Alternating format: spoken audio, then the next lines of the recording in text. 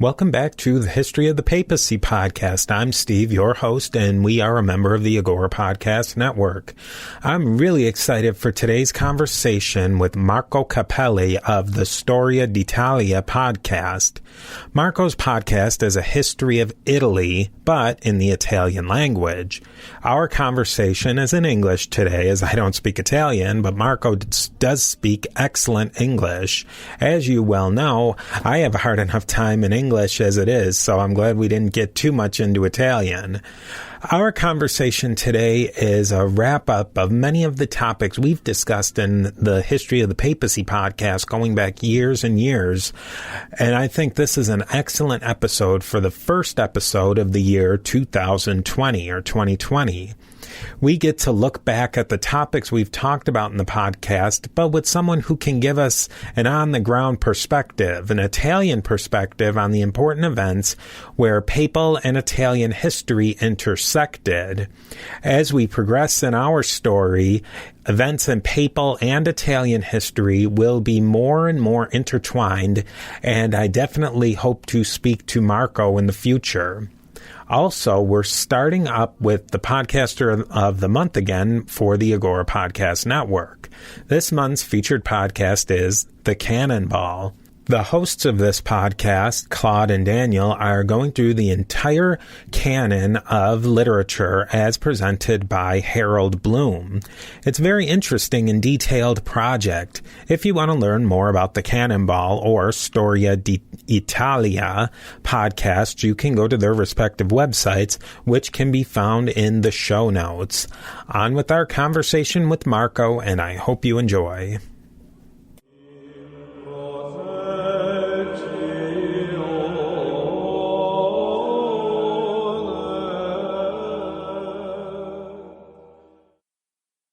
Welcome back to another episode of the History of the Papacy podcast. I am so happy to be joined today by Marco Cappelli, who is the host of Storia d'Italia, which is a history of Italy in the Italian language. The history of the papacy and the history of Italy are completely intertwined. And I'm really excited today to get a perspective of the papacy and the history of the papacy and Italy through the perspective of an Italian and the Italian culture and the Italian point of view.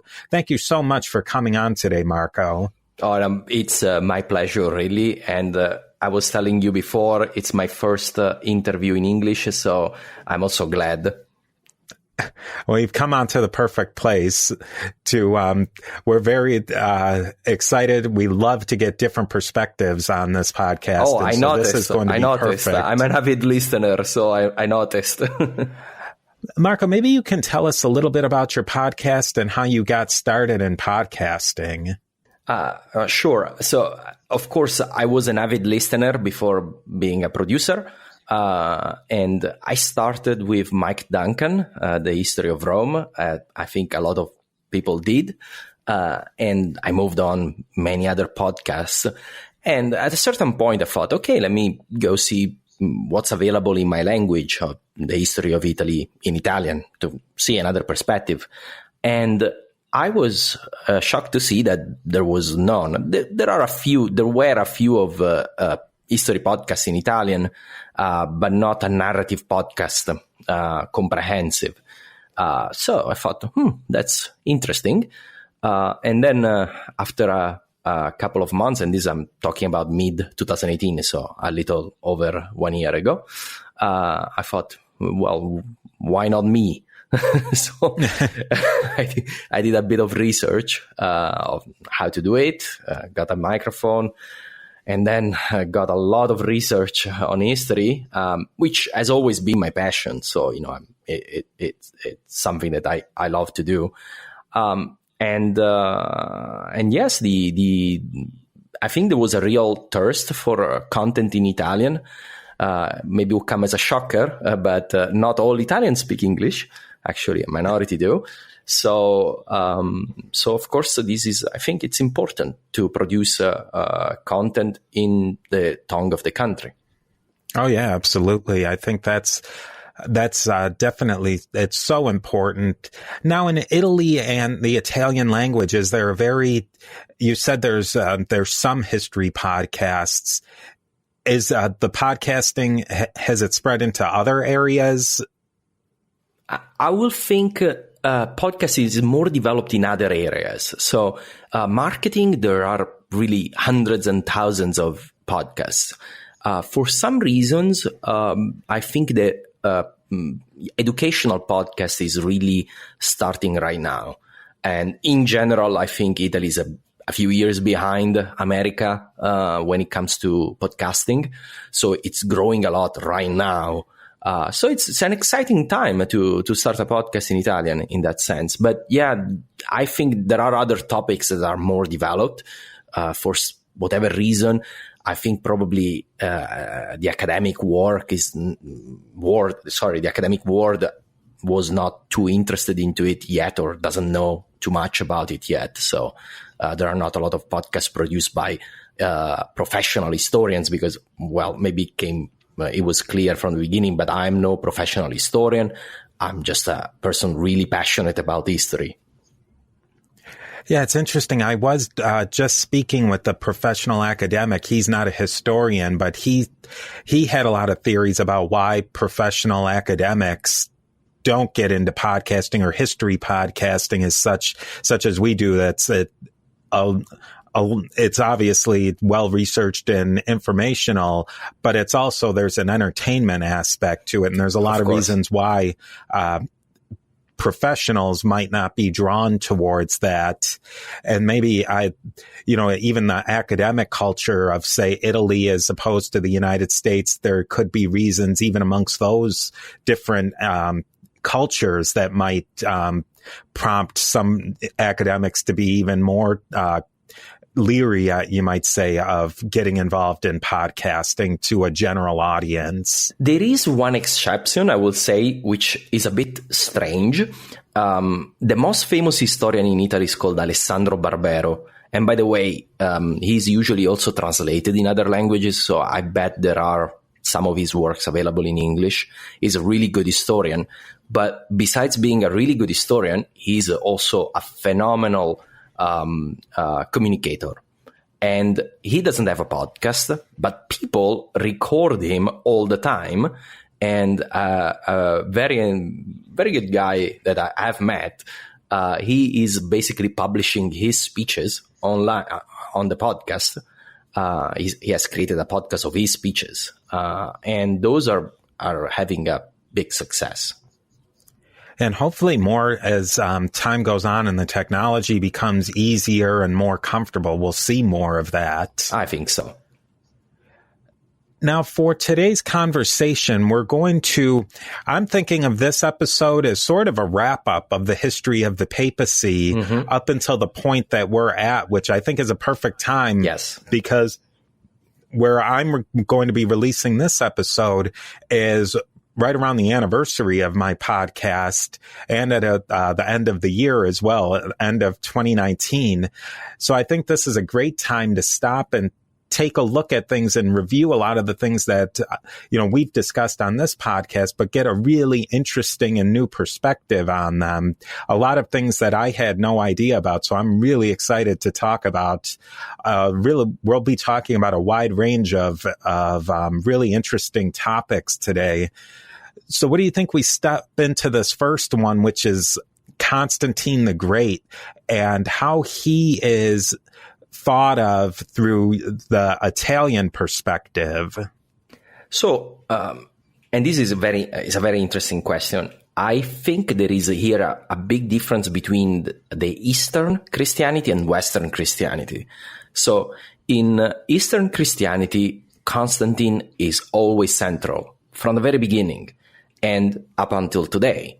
And if you see works of art, Byzantine works of art, or also modern works of art from Eastern Christianity, You see always that, for example, the Council of Nicaea, you see Constantine presiding the council, which, by the way, is true.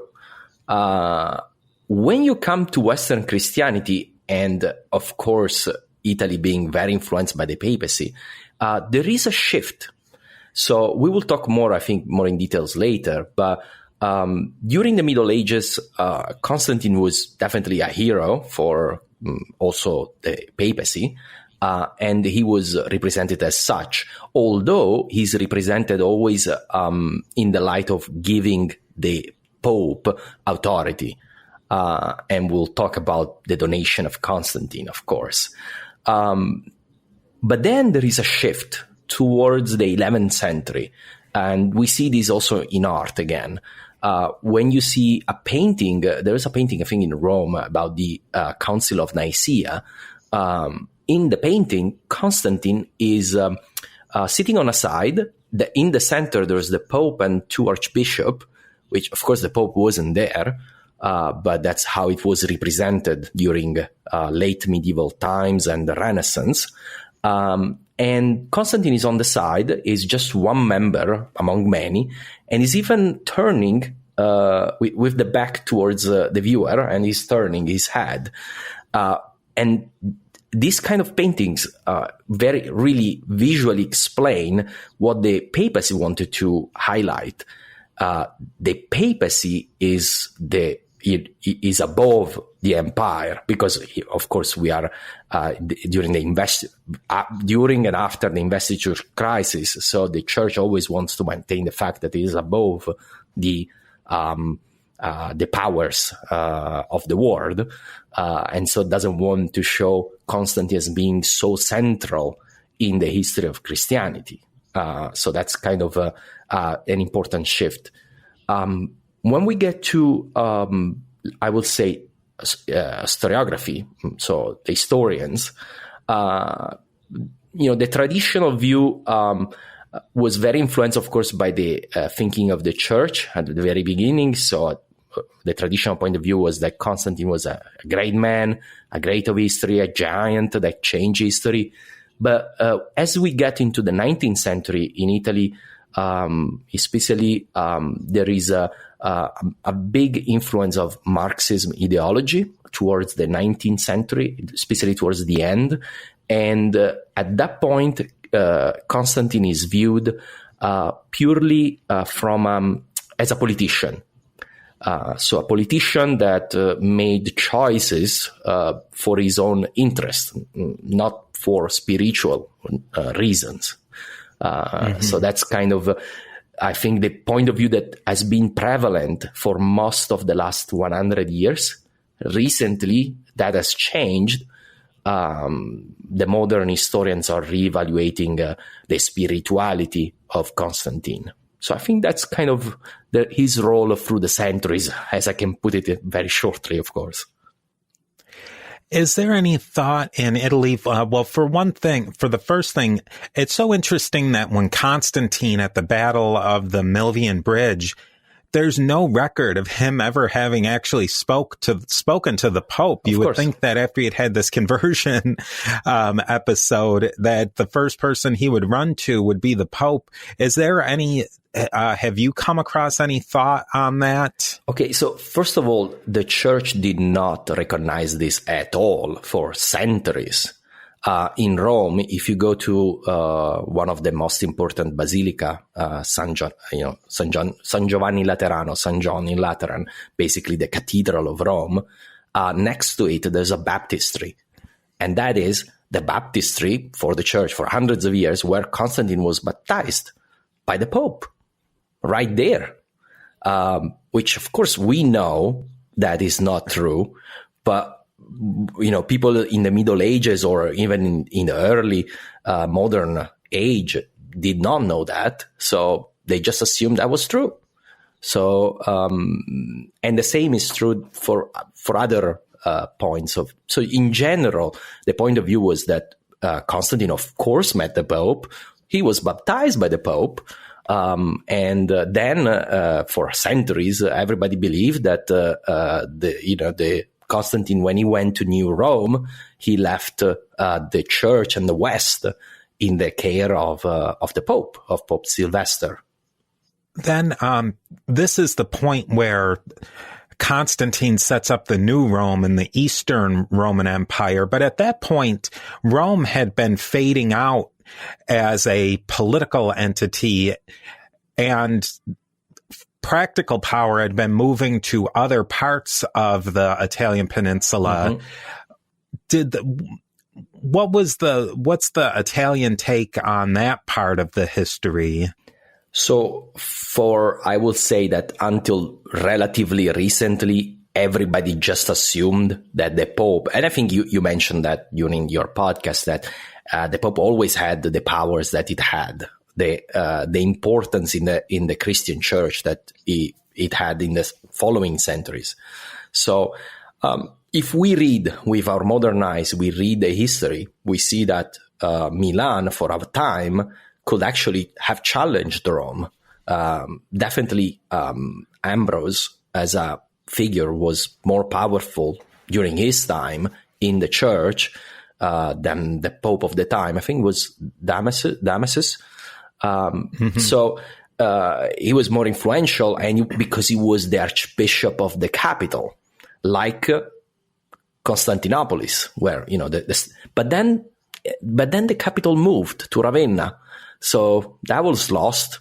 And the Ravenna Archbishop did gain a role, and for a time they were trying to say, we are an independent archbishopry, we are above the normal archbishops, so Rome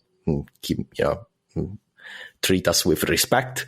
But that never, the Western Roman Empire fell relatively soon after, so it was hard to consolidate such a power as in the Eastern Christianity, where Constantinople really gained all that power. We're going to shift just a little bit from the role of Constantine, but I have a little question that I didn't propose before. So if you want to punt on it, that's okay. Do you mind if we ask, or if I ask rather, where you're from in Italy? That's perfectly fine. I'm from a place that nobody knows, so I'm sorry if I can say Rome or Milan. I'm from a small region called Abruzzo. It's just east of Rome, across the mountains. So it's not the center of action for most Italian history, although there are several things. For example, Celestine V, you get there, I think, sooner or later. Mm-hmm. He lived in Abruzzo, and he was famous as Pietro dal Morrone before becoming Pope Celestine. And Morrone is a mountain in Abruzzo, and he was very connected to that land, and gave even a special authorization to the main city of the region to host basically a sort of jubilee every year. It's a special jubilee just for that city. Celestine, for the listeners, you haven't gotten there yet, is the famous pope, the only pope before Benedict XVI that actually renounced the papacy. There's actually, it's interesting, there's a popular English children's story, Stregonona, by Tommy DePaulo, that takes place in Abruzzo. I didn't know that. So I think people might be more familiar than you think about Abruzzo. I did not know that. And another question I have is, maybe not back to this far, but how are you able, with the Italian that's spoken today, how far back are you able to read primary source documents that were written in Italian or a earlier form of Italian? It's, in reality, Italian was born fairly late, because Italian is the son of Dante. Before Dante, there were several attempts to establish one of the Italian dialects as Italian, but they all failed. It's only with Dante in the 14th century that Italian is just the dialect of Florence. And it is basically everybody agreed to use the dialect of Florence because Dante wrote the Divina Commedia in his dialect. Before then, it's just Latin. So I have I will say, passable understanding of Latin.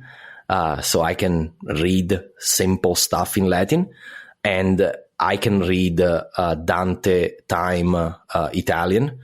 It's a bit difficult, a bit like reading Chaucer in English, but it is intelligible.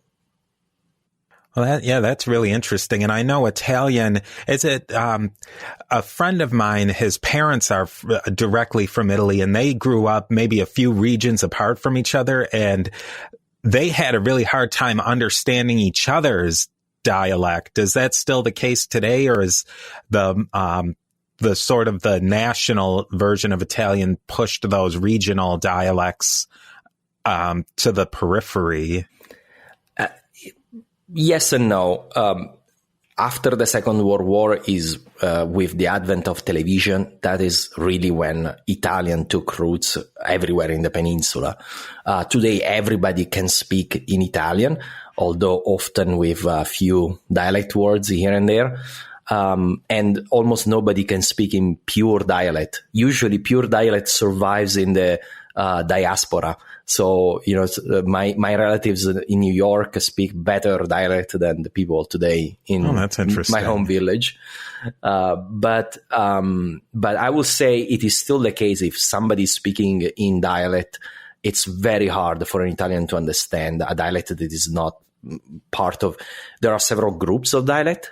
So if you're not in that group, it's extremely difficult. I can't understand a Sicilian or a Venetian when they speak in their dialect. Oh wow, that's fascinating. It's a lot easier Spanish, but a lot easier. Oh wow.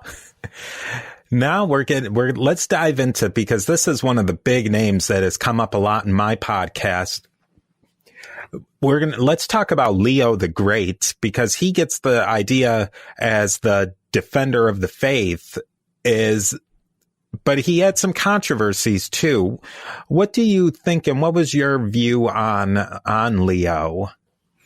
So, first of all, I really liked the episode that you did with the history of the Copts, where you put basically Leo in the context of a point of view from the Miafi sides. I will say, not as a criticism, but you mentioned that Leo was one of the few people holding the West together. And this is actually a fairly traditional point of view, so that's nothing particularly controversial, but it has been a bit, I would say, reevaluated by modern historiography. Because the role of the papacy at this point of time was not as big as later events. Later people will look back and think that it was.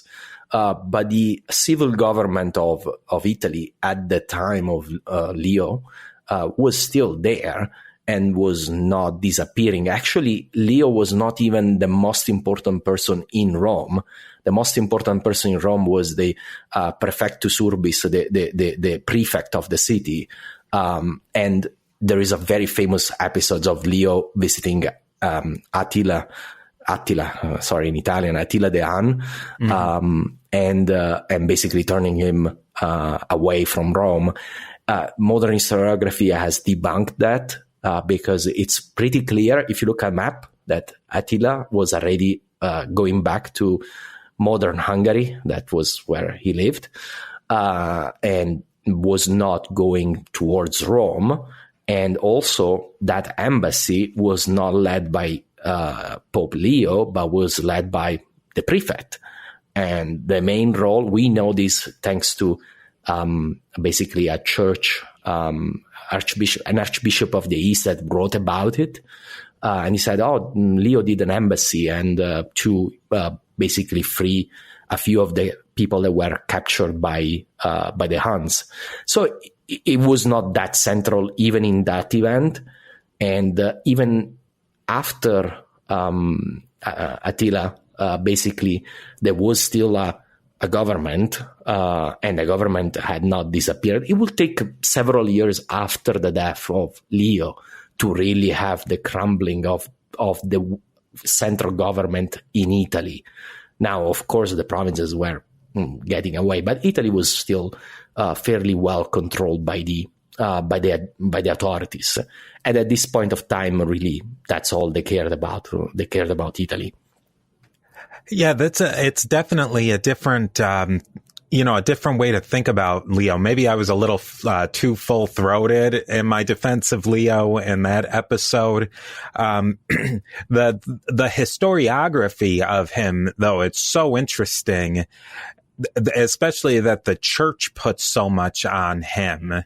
Yeah, and I think there's a really important reason for that, is that he became a hero because he was he is truly important for church history, as you very well put it, during the Council of Chalcedon and also before that.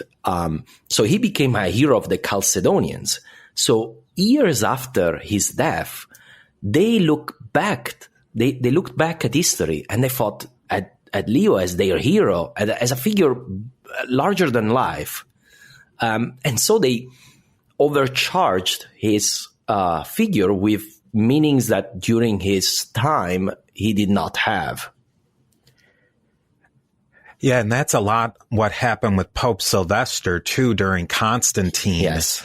That he, many things were ascribed to him that either were just blatant falsities or were completely blown out of proportion, much like the donation of Constantine, which you might speak to, that forgery of a document, which was supposedly Constantine giving authority over a chunk of central Italy directly to the popes, probably wasn't true. Well, it actually wasn't true at all.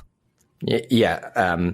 So the donation of Constantine is a really interesting document, because as we figured out, it surfaces in a very important period of history, which is the 8th or maybe early 9th century. And the donation of Constantine is basically a document that says it's dated basically during the time of Constantine, actually before founding New Rome. And in the document, Constantine gives basically the role, first of all, gives the primacy of Rome above all other sees of Christianity, including Constantinople, which did not exist yet at the time of the supposed date. So that's how it was debunked, one of the reasons.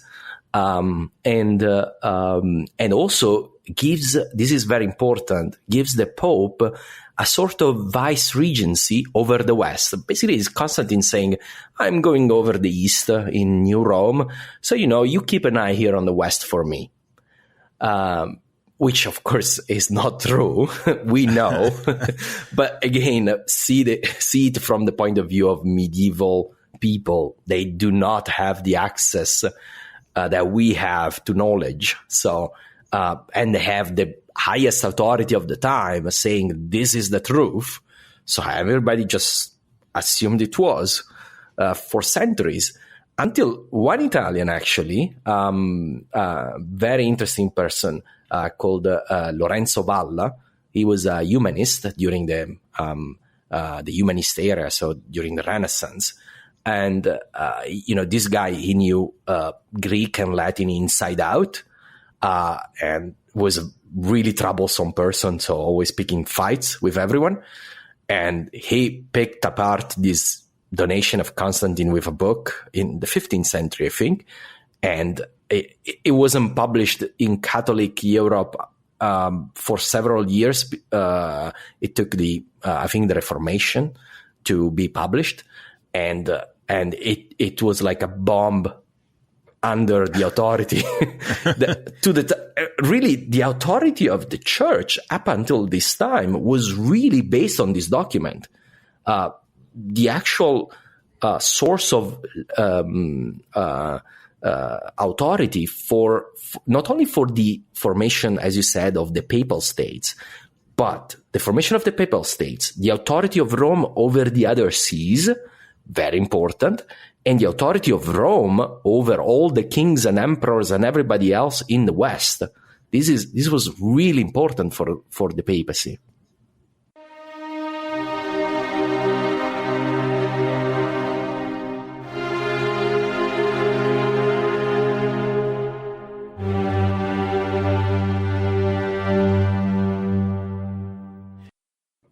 A big thing that comes from that time, well, after the fall of the Roman Empire, if you will, the 476 fall of the Roman Empire, that's when the Ostrogoths come in and they set up their kingdom.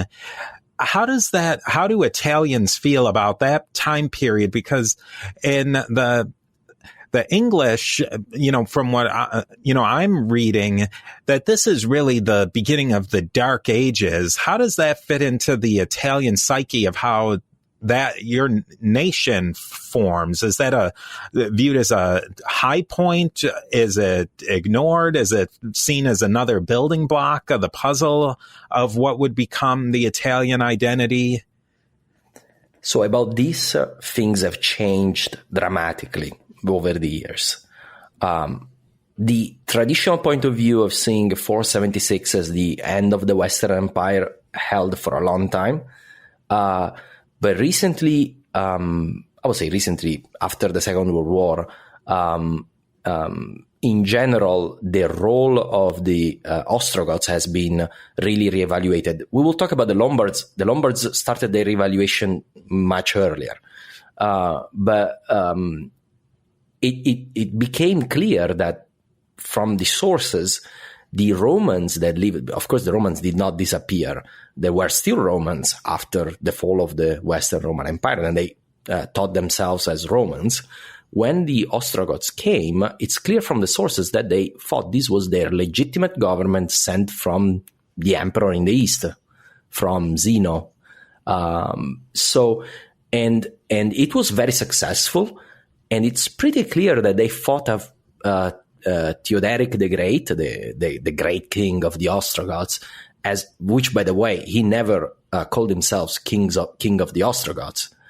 He was always Rex Italiae, or he called himself Princeps or even Imperator. There's a few occasions where he just says, "I'm the emperor," and the people in Italy thought of him as the Western Roman Emperor. It's pretty clear about it. And he probably thought of himself as much. So saying that the Western Roman Empire fell in 476 is, I think, a bit a misnomer.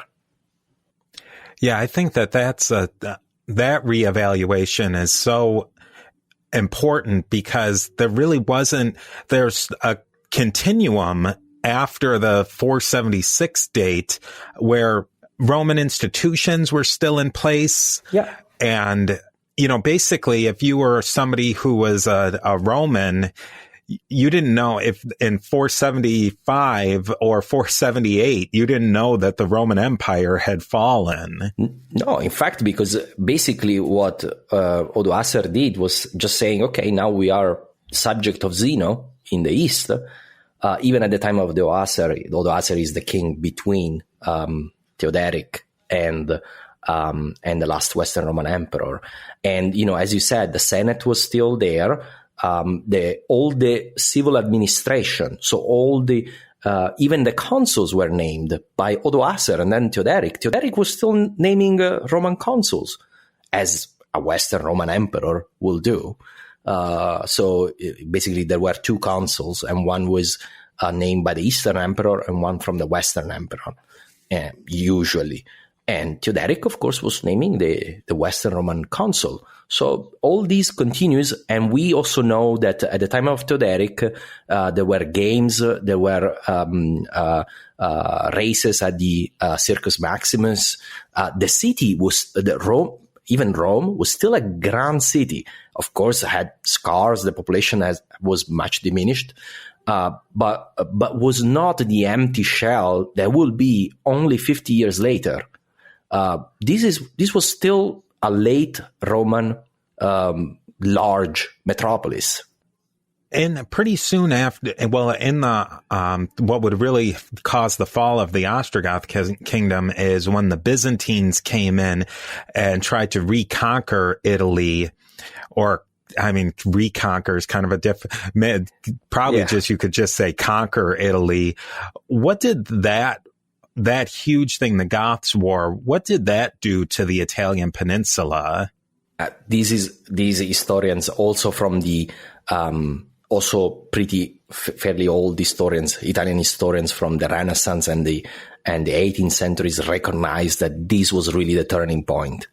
The Gothic War, Italy had escaped almost unscathed the barbarian invasions or migrations. There were no real migrations that actually took roots in Italy. The war, the Gothic War, was the most destructive war fought on the Italian peninsula for a millennium. It completely destroyed. I read that the population almost halved, and about between 1/3 and half of the cities were abandoned. And the cities that survived on a much, much diminished state. Because, of course, the war lasted many years. There were sieges and destruction. Many cities changed hands several times, each time with a sack and destruction and all that comes with that. And right in the middle of it, the Justinian plague comes in. So which it's really the worst. Because imagine, usually plagues are even more destructive when you are in the middle of a war. Now, imagine how destructive the plague was in the East, where there were no wars. Mm-hmm. And here it comes in Italy in the mid of a hugely destructive war. So this was really the end of times, probably for the people that lived in it. It was for them the end of times. The Italy that they knew did not exist anymore, just coming out of that war. I think a calculation is that the Italian population fell to 3 million people. And imagine that during the Roman Republic, it had been 8-9 million. So like more than 600 years before. Wow. Now, you mentioned a battle, Vouillé, in 507. That's not a battle that often comes up as one of the top European battles, but it was very important. Can you tell us a little bit about that battle and why it was so important? Yeah, it's a really important battle that happens before the Gothic War. It happens in 507. So Theoderic is the king of Italy, or the Western Roman Emperor. And basically, this is a battle between the Franks and the Visigoths. Now, let's explain a bit. In Italy, we have the kingdom of Theoderic, but over in Toulouse, we have the kingdom of the Visigoths that defeated the Romans at Adrianople. And then after a huge migration, they ended up in Gaul. And they were the most successful of the kingdoms to come out of the fall of the Western Roman Empire. They took most of Gaul and all the Iberian Peninsula. They face again. And the Visigoths are Arians. They face at Vouillé in 507 the Franks of Clovis, and the Franks of Clovis have just converted to let's say Nicene Chalcedonian Christianity, and this is really a turning point. Because the Franks completely destroy the Visigoths. They conquer Gaul, basically. The Visigoths have to flee to the Iberian Peninsula. By the way, as a effect, Theoderic takes the crown of the Visigoths, so it even enlarges its kingdom to Spain, basically. But the kingdom of the Franks becomes really what is today France, and it is a Catholical, it's a misnomer, but you know what I'm talking about, a Chalcedonian state, and which will remain the protector of the church up until 1870. So it's the effect is pretty long term. I think if that isn't one of the most major turning points in European history, if the Franks become Arian Christians and ally themselves more towards Theodoric over the Chalcedonian Christianity and the what you might say the Romans, that's a whole different Europe after that. Yes, I think that's why I think this is so important. Of course, it's not only the battle, but the conversion itself of Clovis. These two events combined, make a real big turning point. And it's hard. Usually people even people that know about history, they don't know about this that much. Yeah, I had, doing my research, I had no idea how much of Gaul or modern day France that the Visigoths actually held. It was about 2/3 of the country.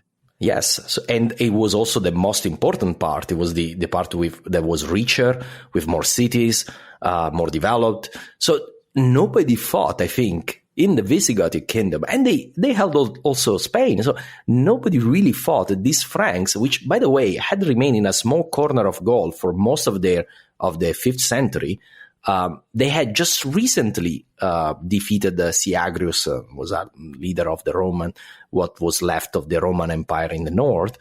But they were really a newcomer, and this is also a turning point between Mediterranean and I will say Carolingian time. I would say the Northern Europe, because up until this time, the Mediterranean world was always dominating Northern Europe.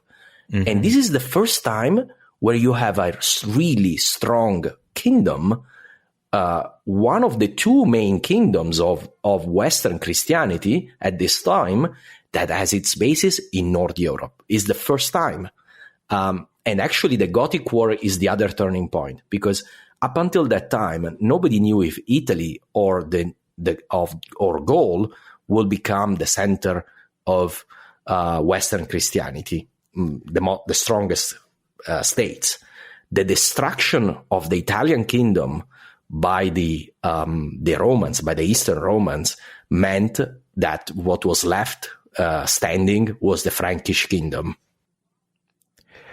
Yeah, just a fascinating time period. That leads us into, at about this time, maybe just a little bit later, the next so-called barbarian group comes in, the Lombards. And we talked about the Lombards a bit with our mutual friend, Mike Karate.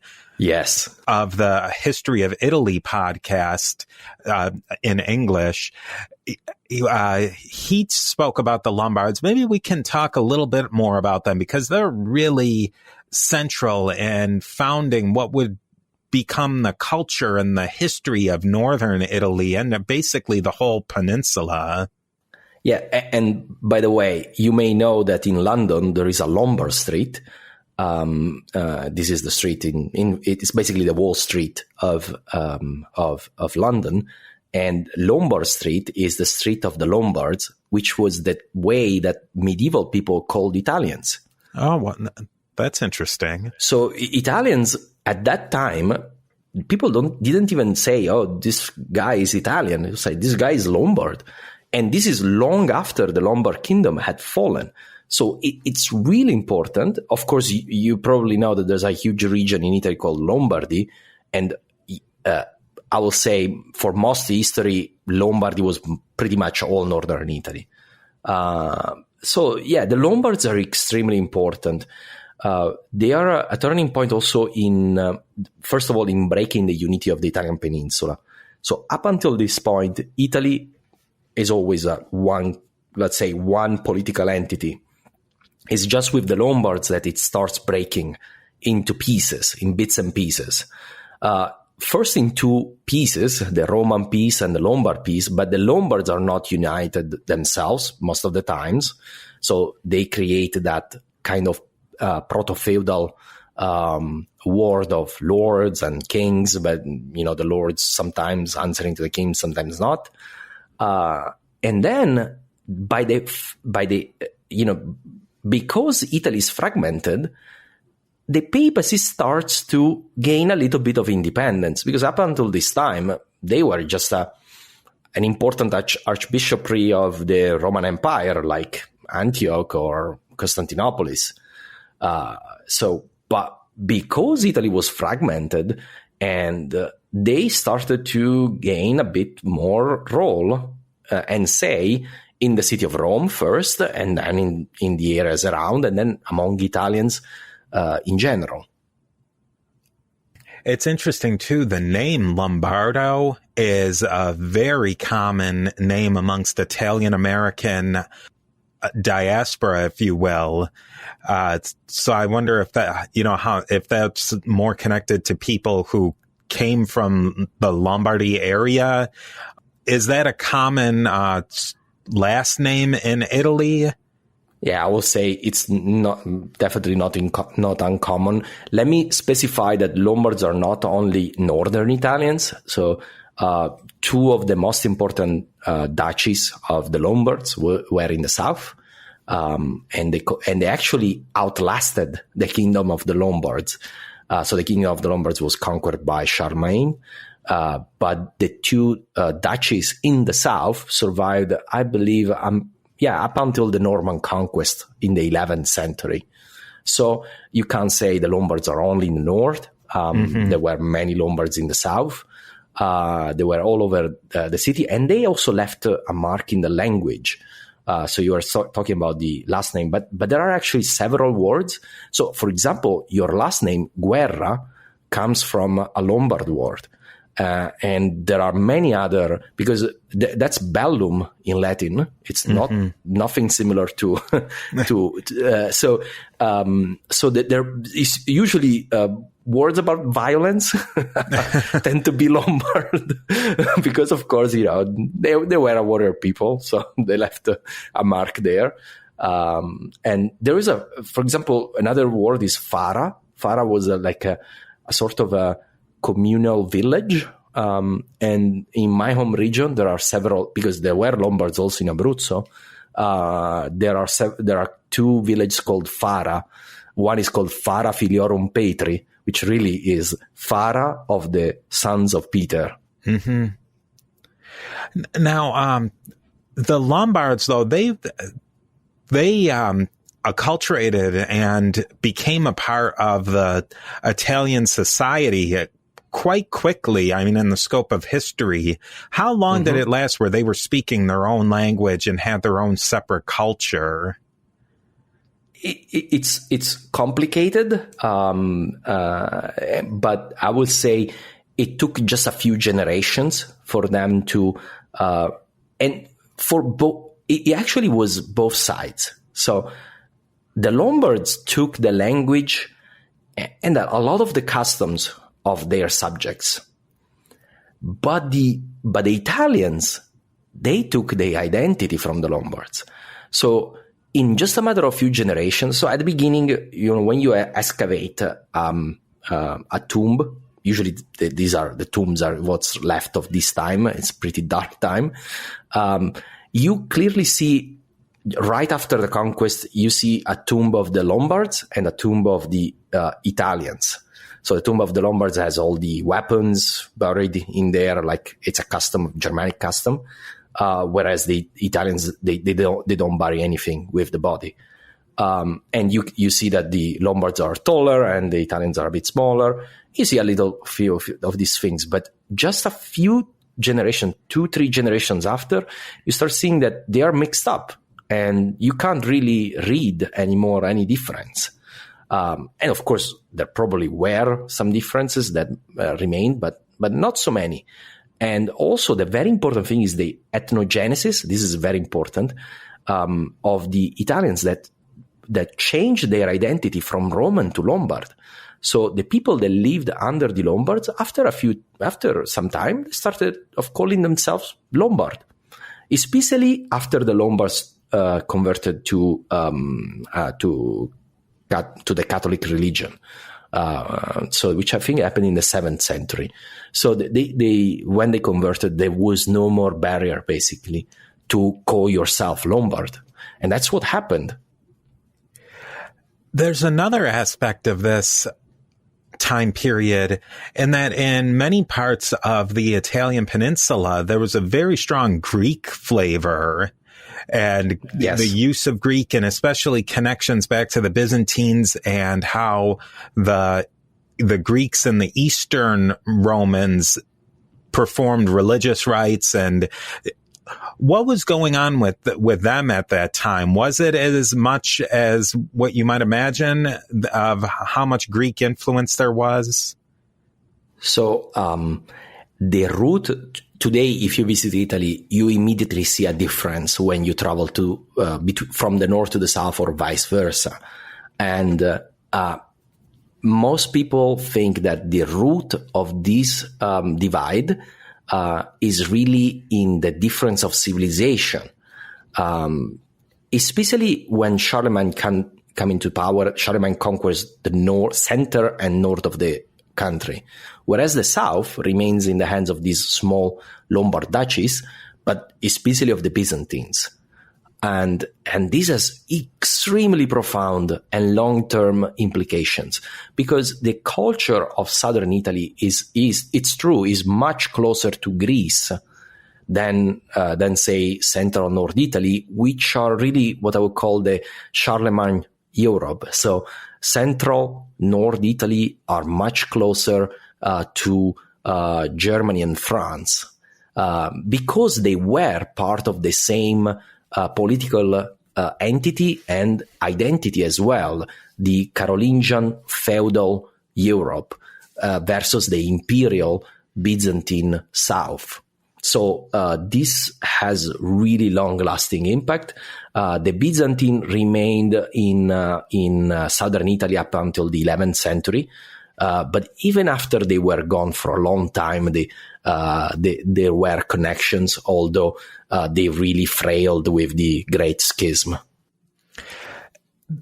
This is the time period where the Carolingians become a power in the in Northern Europe, and then they spread into Northern Italy.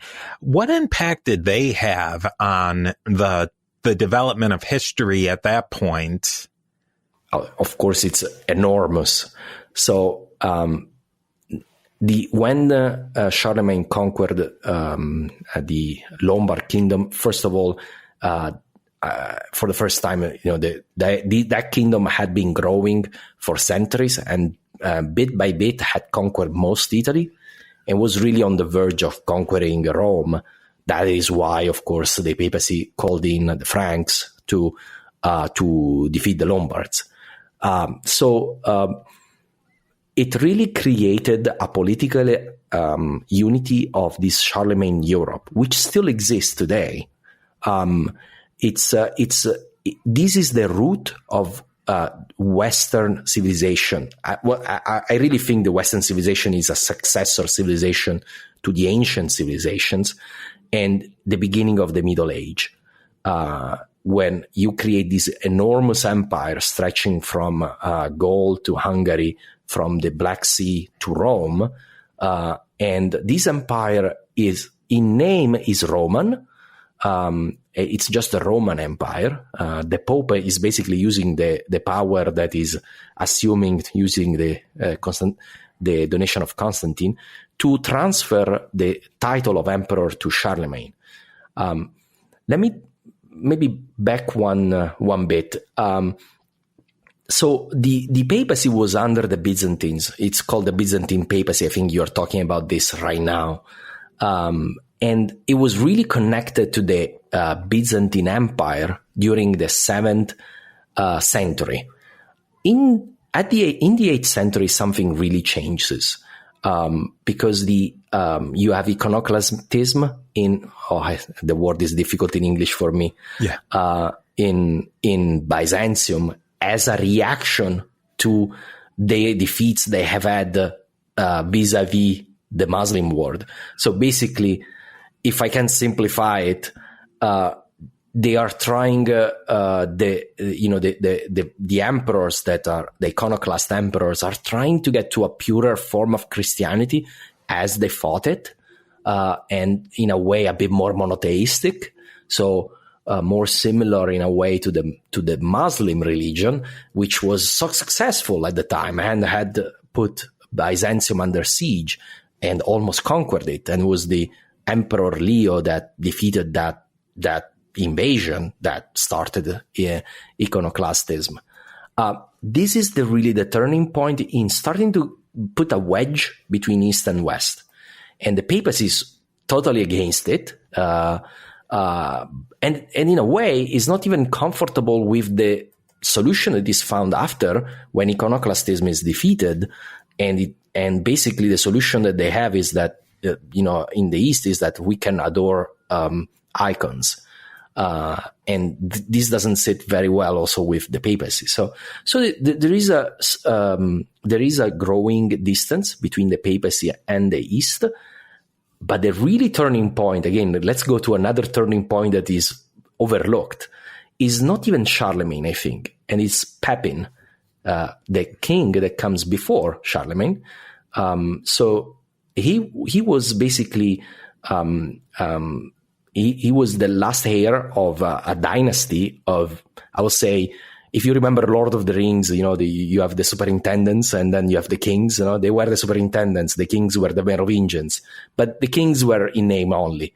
And Pepin finally goes to, talks to the Pope and says, I would like to be crowned king.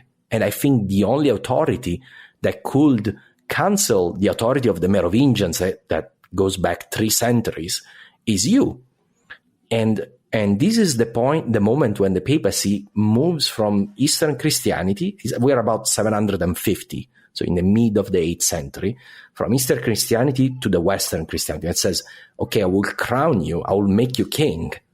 And the papacy gets a new protector in the kingdom of the Franks. And then about 40 years later, when they need the help against the Lombards, then Charlemagne, the heir of Pepin, comes into Italy and destroys the Lombard kingdom. Yeah, that's where it gets really interesting, that transition. The papacy, as a religious institution, didn't have its own political, secular political institution. So they really had to be connected to a kingdom or an emperor. And that's pretty much how all of Christianity up to that point was. But then this is the point in time where the papacy is starting to develop its own political power, secular political power. And at this time, the donation of Constantine is forged. So exactly at the time when the papacy needs to have let's say, a source of its authority, saying, okay, yes, we want to have an authority over the kings and the emperors, but where is the source of the legitimacy for that? And that is the donation of Constantine. Constantine, the first Christian emperor, gives the Pope, the Archbishop of Rome, the role of being a sort of vice-regent in the West. So they have kept that power for all these centuries. That's what they say, of course. Saying, we've always been in this position, and now we are granting our approval for the Frankish kings to become kings and then to become emperors.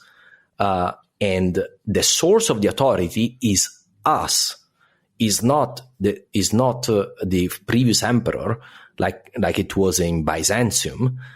It's the source of legitimacy is us. We are the only one that can give you the legitimacy to be called yourself emperor. If that authority is given to them by Pepin, then the next emperor of the Franks, the next Carolingian, can take that away. Of course. Where if you have that legitimacy that's ancient, that goes back to the most important figure in secular person in Christian history, then that's something nobody can take away. At least they can't take it away legitimately. You can always say that it's illegitimate. Exactly. Of course, the emperors and popes will fight endlessly about this, but they have established a really good reason for having that authority. And they even justify the crowning of Charlemagne, the Pope of the time, says because the Roman throne is vacant. Because at that time, Irene is the first Roman empress, by de jure, not just. There were several de facto, I think, but she's the first de jure. And they say, oh, this is a woman. She can't be emperor. So, of course, the throne is vacant. So, because we have this authority coming from Constantine, we move the throne from Byzantium and we give it to the great leader of Christianity, Charlemagne. Yeah, at this point, we're getting a little bit ahead of where the published podcast episodes are, but these are all events that are coming up very soon. I mean, like you said, in 751, that's when you really get that changeover from Byzantine to Carolingian. And what's so fascinating about this time is that institutions, even families, important ruling families, they're being established right now in the 750s and the 800s and the 900s that will last until the Renaissance and the early modern period and beyond. Well, if you think the crown that was given to Charlemagne was only renounced in Napoleonic time, so that how long it lasted. That crown lasted 1,000 years. The big ruling families of the Orsinis and the Colonnas from Rome. I think, if I'm not mistaken, the last Orsini or Colonna Pope was maybe in the 1800s. Yeah, but they were an important families up until actually also after, but they were still around at Italian unity time. So they weren't becoming Pope anymore, but they were very important families. And by the way, one of them was also the kind of the lord of my village, the village where I was born, the Colonna. I mean, 1,000-year run for a family is not, I mean, that's nothing to wink at. Well, there is a family in Rome. Well, it's probably a legend, but they are the Massimo, one of the biggest noble family, the black nobility, it's called. And basically there is a saying that Napoleon met one of the Massimo and he said, well, is it true that there's a story that you are descendant of Quintus Fabius Maximus, the famous for the wars against Hannibal. So, almost 2,000 years before. He said, yeah, it's a story that has been in the family for 2,000 years.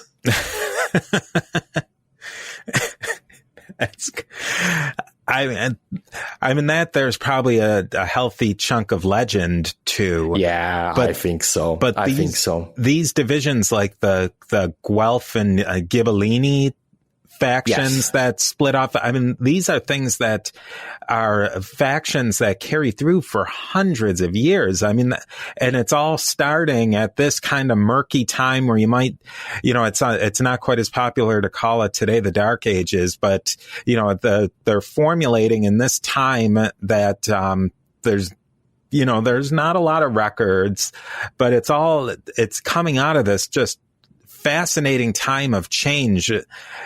And it carries through. Yeah. And I would say that Italian historiography from the 18th century has identified this time of as the real birth of the Western civilization. So the civilization that today we call the West. So it's not the Renaissance, it's not the High Middle Ages, but it's Carolingian time, right before and after. This is the real birth of a new Europe, a Western Christianity Europe that is definitely different from its Roman past, and it's definitely different from Eastern Christianity from the Roman Empire, the Eastern Roman Empire, the Byzantine Empire. So here is when Europe starts taking its shape and becoming the Europe that will develop into the Western Christianity and then in the West.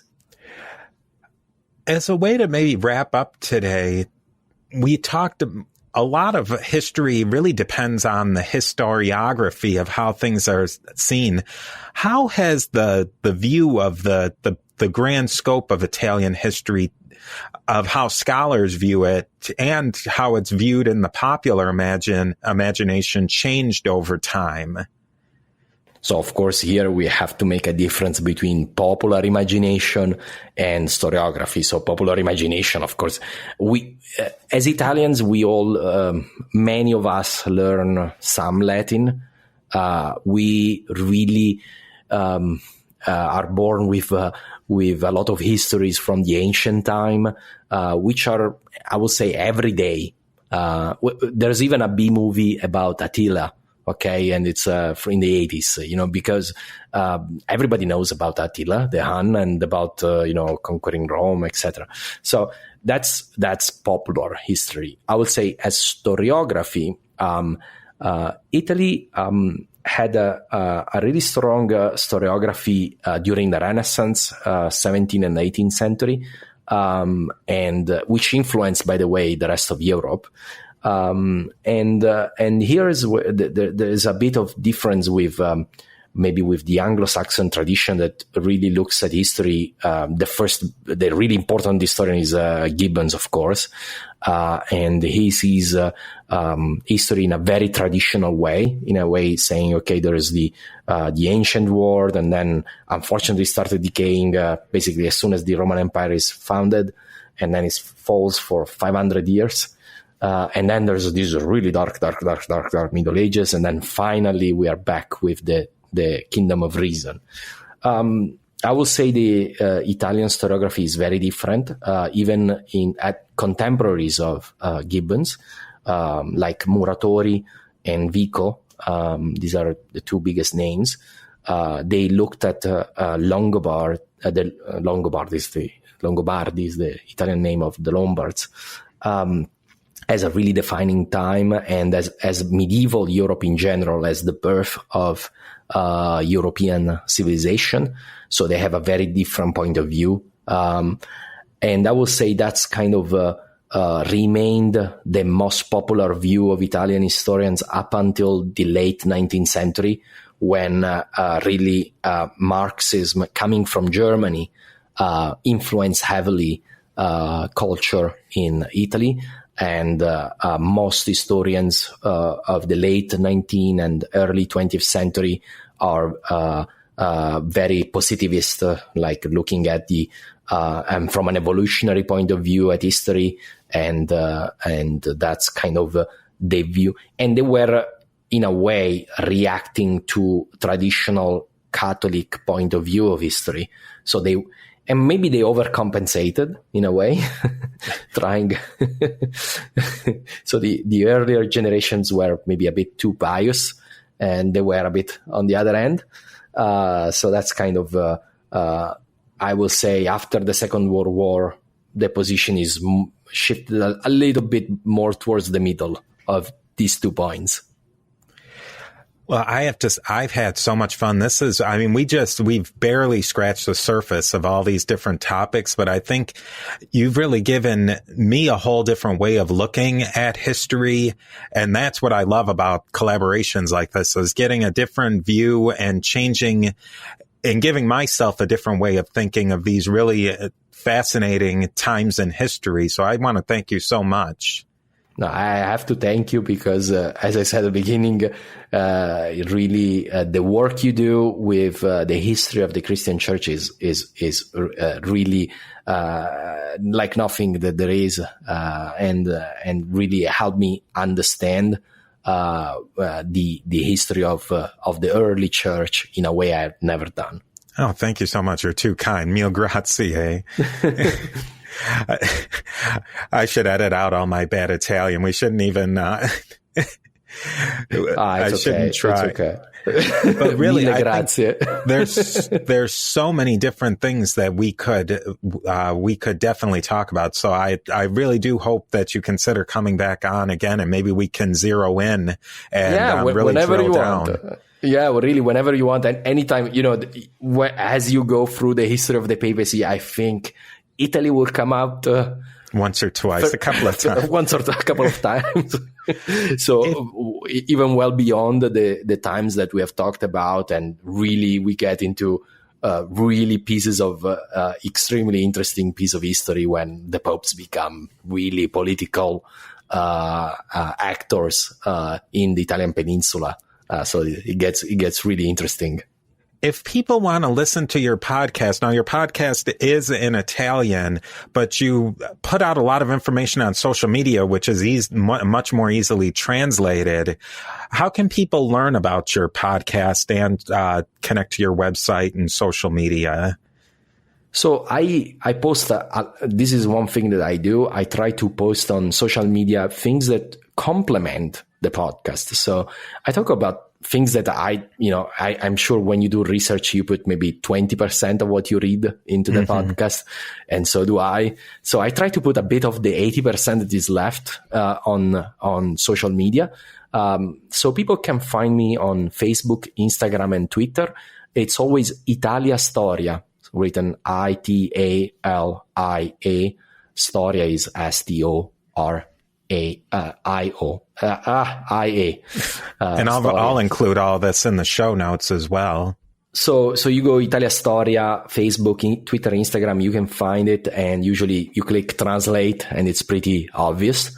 A lot of people follow me that are not Italian speakers. And of course, if you want to listen to the podcast and you want to improve your Italian as well, it's Storia d'Italia. And of course, it will be on the notes, so it's okay. But you can find it on any platform. And I have a website also, italiastoria.com. And there I have sources and maps. And I also publish the text of the podcast. Yeah, that is an excellent way to learn another language and to brush up on your language, especially to hear native speakers speaking about interesting topics. And it's wonderful that you have the transcripts on there as well. So if you're out there and you're, want to brush up on your Italian, I think there's no better way to do it, than that. That's putting on my professional hat as an English teacher. And I get emails all the time of people I got from Brazil, from America, from the Czech Republic saying, really thank you, because I get to take two birds with one stone, basically. Well, thank you again, Marco. Thank you so much, and we will definitely be talking to you again soon. No, thank you, Steve, for having me on your show.